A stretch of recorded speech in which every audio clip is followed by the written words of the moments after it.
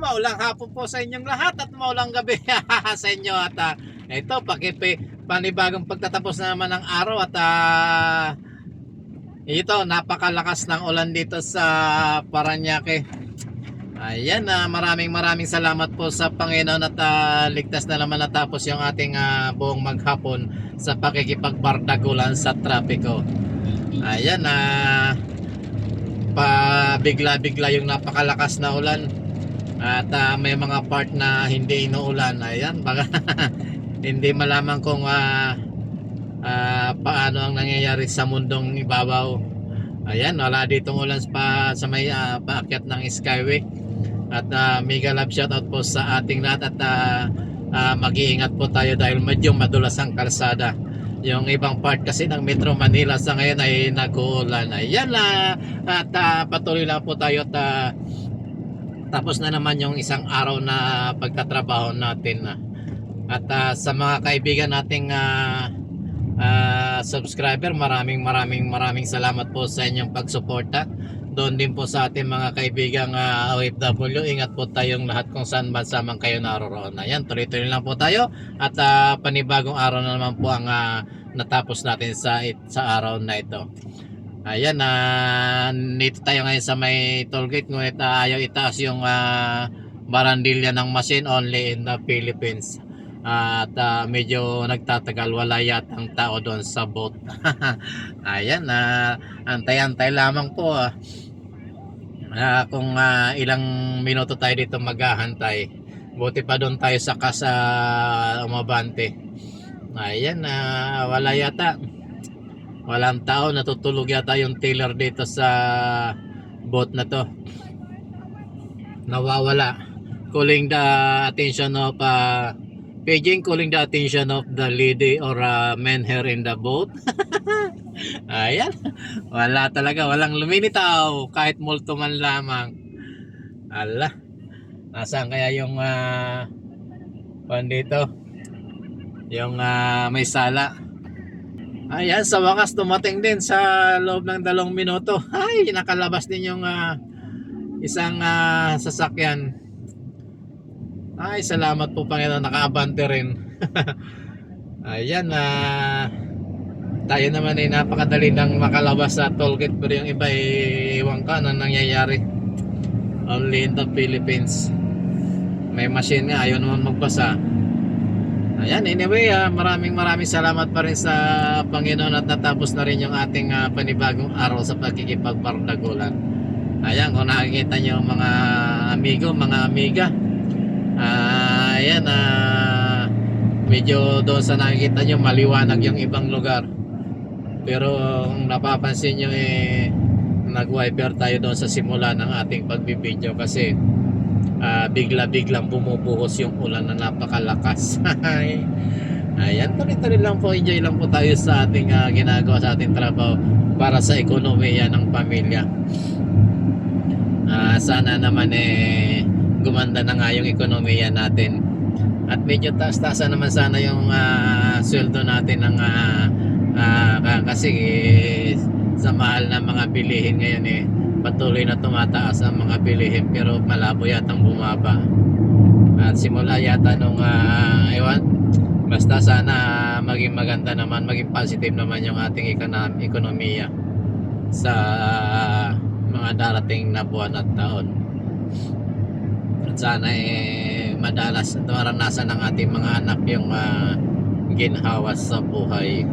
Ayan, anyway, kasi us nagtatrabaho kahit medyo nakakapagod na okay lang, para naman kasi sa pamilya. Iniisip natin isang taon kalahati na lang gagraduate na yung ating bunso at pag nakapagpatapos tayo ng mga anak, isang karangalan sa magulang na mapatapos natin yung ating mga anak sa pag-aaral. Kumbaga yan ang pinaka-accomplishment natin na maganda na nagawa natin sa ating buhay. Kaya sa mga anak, habang malakas si mama at si papa, sige lang, mag-aral lang kayo ng maayos. Yan naman para sa kinabukasan nyo. Kasi pag nakatapos kayo, yung inyong kinabukasan ay nasa palad nyo na. wag nyo lang ititikom yung palad nyo, wag nyo lang kasi pag laging bukas palad kayo sa inyong tatahakin. Ang lahat ay kailangan alam natin kung anong gagawin natin, at saka kailangan pag nakagraduate matuto sa buhay. Kaunting ipon-ipon, kaunting tipid-tipid para sa ekonomiya. Ayan. Kasi kung tayong mga anak ng ating mga nanay at tatay or magulang, hindi naman habang buhay kasama nyo yung mga magulang, mayroon lang tayong limited na taon sa mundong ito. Swerte natin pag numabot tayo ng 70 or 80, pinakang reward na yon. Dahil sa ating mga needs, dahil sa ating mga kinakain sa ngayon, medyo mahirap na siguro tayo umabot pa ng 80 na benta. Anyway, maraming salamat sa Panginoon kasi binuhay nila tayo, binigyan ng pagkakataon na mahalin natin yung ating pamilya or yung ating mga anak. Yan naman talaga ang goal natin yung mabigyan ng magandang bukas or magandang kinabukasan yung ating pamilya para sa pagpapatuloy ng buhay.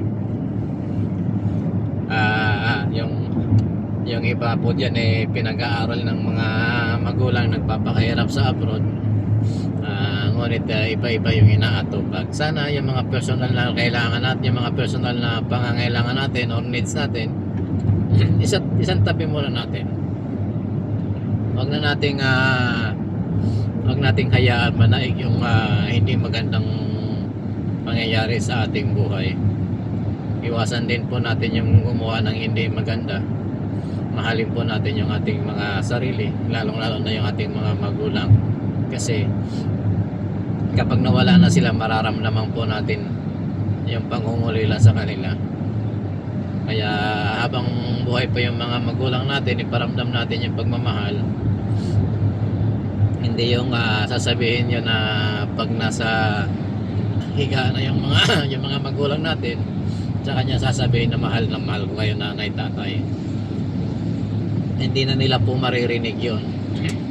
Kahit umiyak man kayo ng isang timba araw-araw hanggang sa madala nyo sila sa kanilang mga hantungan, hindi na po nila maririnig yun. Kailangan pag habang buhay pa sila, iparamdam natin sa kanila yung pagmamahal at yung pag-aaruga kung kinakailangan.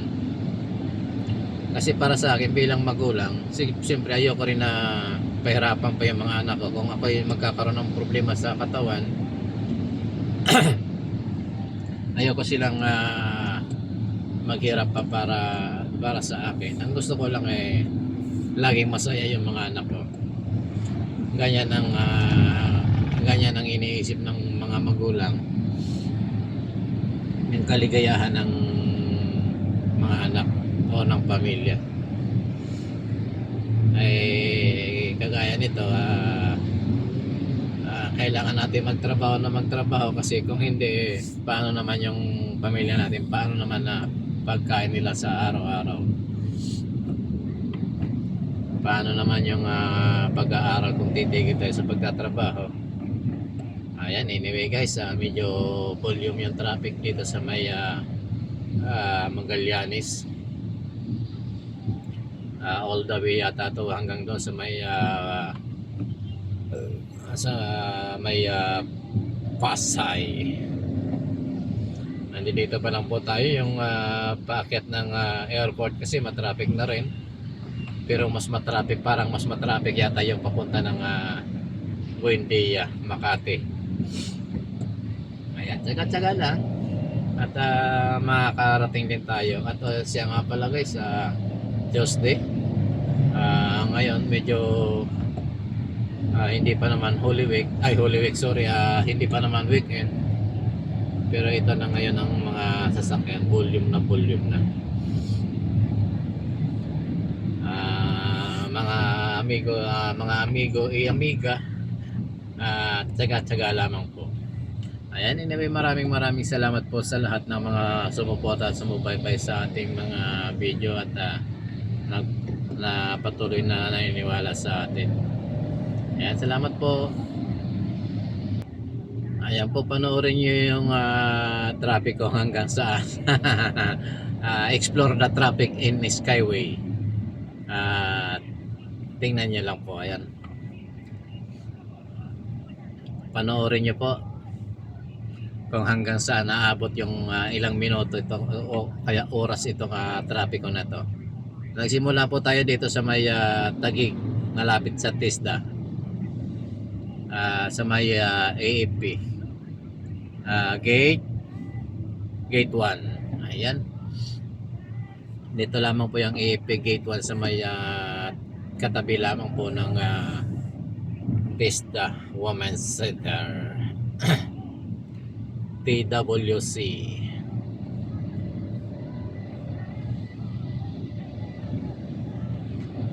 Nagugutom na naman si host.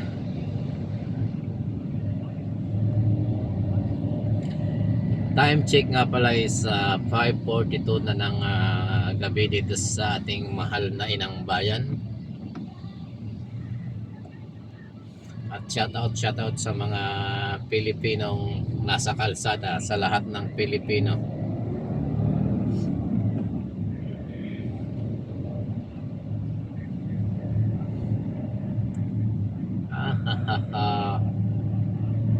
Kailan kaya, kasi actually guys, itong Magallanes to, from Sucat to Makati, kung wala talagang traffic, makukuha lang po to ng 10 minutes or 15 minutes.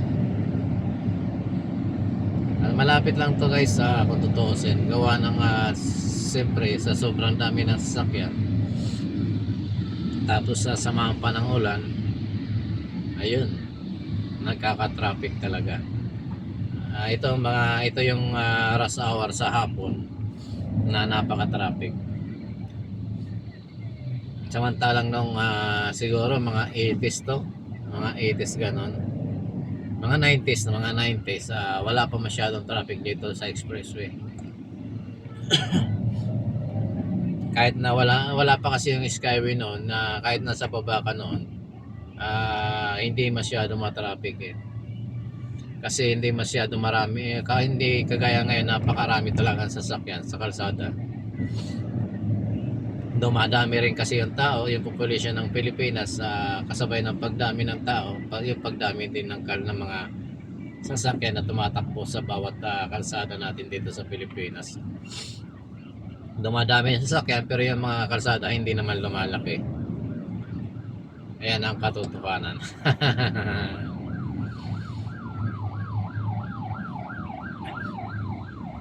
Tapos may nasisiraan pa doon, ayun, heavy traffic. Kasi pag may nasiraan dito isang sasakyan, siguro mga 1 hanggang 2 oras bago yan matanggal. Sigurado yung 30 minutes lang po yung sasakyan na hindi matanggal doon sa kung saan siya nasiraan. Apektado na po ang bawat linya ng highway. Dahil marami pong marites. Bumabagal siya kasi maraming marites yung nanonood. Kahit nasa halimbawa may nasiraan sa left side, yung mga nasa kanan o nasiraan doon sa southbound, yung mga napapuntang northbound, bumabagal din. Alam niyo kung bakit? Napakaraming marites. Marites, ayun. Kaya nagkukos ng traffic kabilaan. Ayan, maraming salamat guys. Shoutout na lang sa ating mga amigo y amiga. Maraming salamat po sa inyong patuloy na pagsuporta at pagtitiwala sa ating mga video. Ayan, maraming salamat. Naway pagpalain tayo ng Panginoon at ingatan sa lahat ng oras. Buhay driver po. Sign off. Bye bye. Love you all. Thank you.